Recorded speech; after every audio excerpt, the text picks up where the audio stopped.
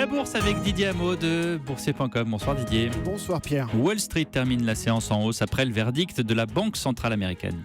La Réserve fédérale qui n'a pas pris de risque en laissant ses taux directeurs inchangés finalement, mais en préparant quand même progressivement le terrain à un resserrement ultérieur de sa politique monétaire, peut-être au mois de décembre.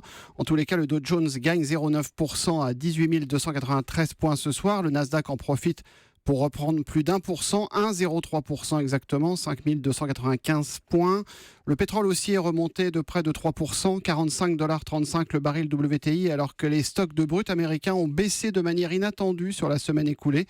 Ça permet à Exxon de remonter de 0,9%, Royal Dutch reprend 2%. Les banques progressent aussi logiquement après ce statu quo monétaire, Goldman Sachs plus 0,3%, JP Morgan plus 0,5%, et aux valeurs de technologie, Apple est stable, mais IBM prend quand même 0,7% et Microsoft 1,7%.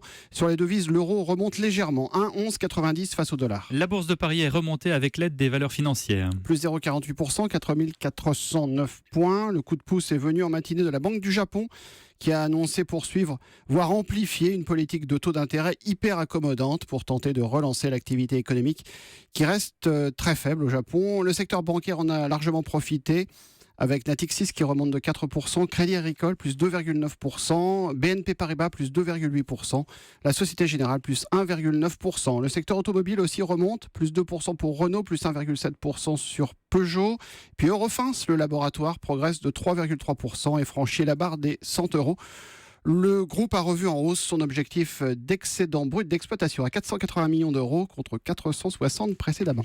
Et exception du jour, Ubisoft a reperdu un peu de hauteur. Un petit peu, oui, moins 1,7%, 300 à 34,35 €, alors que Ubisoft va placer 400 millions d'euros d'obligations convertibles auprès d'investisseurs institutionnels dans un placement privé. De quoi accroître sa flexibilité financière. Ubisoft, donc l'éditeur de jeux vidéo, recule d'1,7%, 34,35 € exactement. Sanofi repère aussi 1,6%, Klépierre 1,5%. Ailleurs, le DAX regagne 0,4% à Francfort, Bruxelles remonte de 0,7%, Madrid plus 0,8% et Milan plus 0,9%. Donc la hausse l'emporte assez nettement. Le CAC 40 regagne 0,48% à Paris, 4409 points. Merci Didier Hameau.